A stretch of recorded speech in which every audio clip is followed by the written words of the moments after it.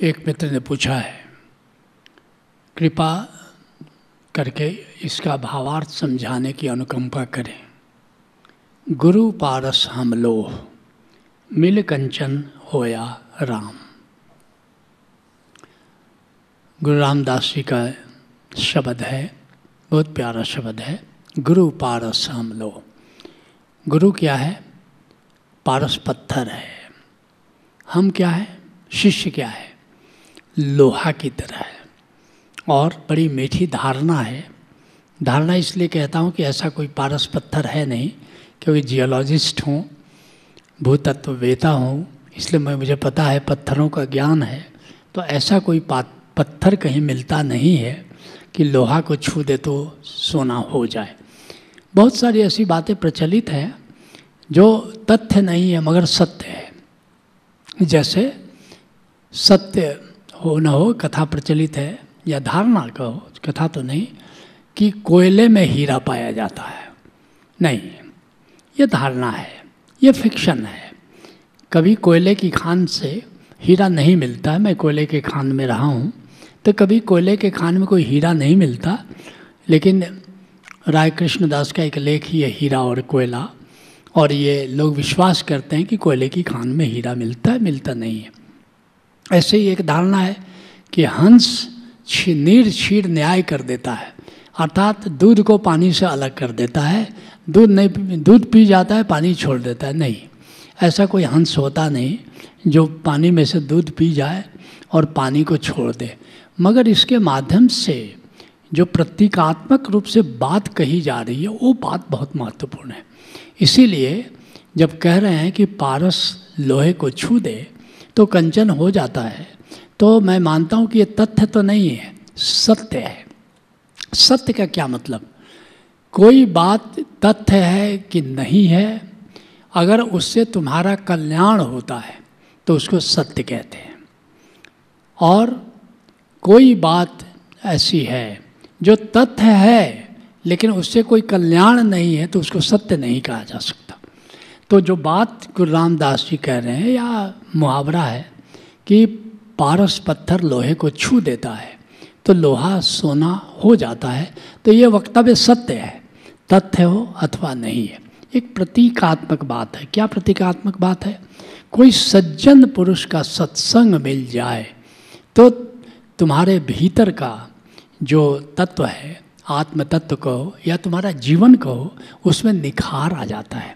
किसी भी सज्जन के सत्संग में रहो और किसी दुर्जन के कुसंग में पड़ जाओ तो तुम्हारा जीवन बर्बाद हो जाता है।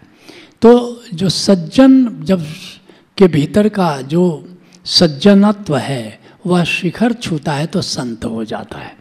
संत का मतलब परम जीवन जिसके भीतर घटित हुआ, परम ज्ञान जिसके भीतर घटित हुआ, परम विवेक जिसके भीतर घटित हुआ, परम प्रज्ञा का जिसके भीतर उदय हुआ, वह संत है।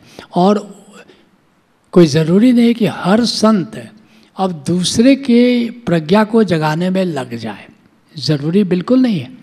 100 अगर संत होते हैं तो कोई एक संत अब ये निर्णय लेता है कि चलो अब हम दूसरे की मदद करें। मेरा दीपक तो जल गया, लेकिन अब दूसरे का बुझा दिया हम जलाएं। तो ऐसे 100 संत में कोई एक संत ऐसा निर्णय लेता है जिसको हम गुरु कहते हैं, जिसको हम सद्गुरु कहते हैं, जिसको हम जीवित गुरु कहते हैं। और इस दिशा में वो कार्य करना शुरू करता है तो वो पारस पत्थर हो जाता है, पारस पत्थर की तरह हो जाता है। क्योंकि जो शिष्य है वो तो अज्ञानी है, वो तो लोहे की तरह है। तो मुहावरा कह रहा है कि पारस पत्थर जैसे लोहे को छूता है तो लोहा सोने में परिवर्तित हो जाता है। ठीक ऐसे ही जब शिष्य संत का, सद्गुरु का सानिध्य प्राप्त करता है तो उसका दीपक जल जाता है, उसका जो लोहा तत्व है वह स्वर्ण तत्व में बदल जाता है। लेकिन बात यहीं समाप्त नहीं हो जाती है। कबीर साहब तो इससे भी आगे की बात कह रहे हैं। कहते हैं कि पारस में और संत में बड़ो अंतरो जान। पारस और संत में अंतर है। माना कि कहा जाता है कि संत है, सद्गुरु है, वह पारस पत्थर की तरह है, और लोहे को सोना कर देता है, लेकिन ये भी पूरी बात नहीं है, ये पूरा सत्य नहीं है। ये कबीर साहब कहते हैं कि पूरा सत्य क्या है, तब कहते हैं कि पूरा सत्य ये है कि पारस में और संत में बड़ो अंतरो जान, एक लोहा कंचन करे और एक करे आप समान। अर्थात पारस पत्थर तो इतना ही करता है ना कि लोहा को सोना कर देता है। शिष्य आया, लोहे की तरह था और उस लोहा को उसने सोना बना दिया। लेकिन संत ऐसा नहीं करता, संत तो उसको अपने समान कर देता है। एक संत अपने शिष्य को संत ही बना देता है। तुम जानते हो स्वामी रामानंद के शिष्य कबीर साहब थे, उनके सानिध्य में आए और कबीर साहब लोहा की तरह गए थे, पारस की तरह स्वामी रामानंद थे।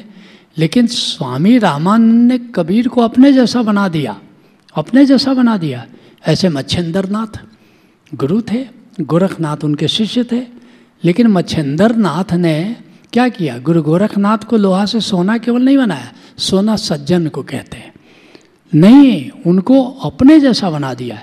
एक संत अगर किसी शिष्य को छू दे, उसके सानिध्य में ले आए, तो उसको अपने जैसा बना देता है।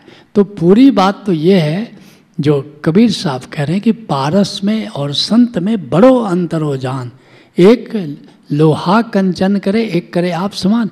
और जब तुम चरैवेति कार्यक्रम कर लेते हो, ब्रह्म ज्ञान प्राप्त कर लेते हो, तो तुम्हारे नाम के पहले भी ओशो जोड़ दिया जाता है। अब तुम भी ओशो हो गए और ओशो नाम जोड़ करके तुम्हारा नया नाम दिया जाता है। अर्थात और फिर क्या किया जाता है, ओशो धारा संत संघ है, उसका सदस्य बना दिया जाता है कि अब तुम भी ओशो धारा संत संघ के सदस्य हुए, तुम भी संत हुए। जैसे तुम्हारा गुरु संत है, तुम्हारे गुरु जैसे संत हैं, वैसे तुम भी संत हो गए, तुम भी हंसों की कतार में आ गए। शिष्य की उपमा कौवे से भी दी गई है, जैसे कौवा हंस बन जाता है, क्योंकि कौवा ज्ञानी का प्रतीक है, हंस ज्ञानी का प्रतीक है। तो निश्चित रूप से गुरु पारस हम लोग, बिल्कुल ठीक बात है, लेकिन ये भी अधूरी बात है। असली बात तो ये है कि लोहा से पहले कंचन बनते हो और कंचन से तुम पारस पत्थर ही बन जाते हो। Let's acknowledge.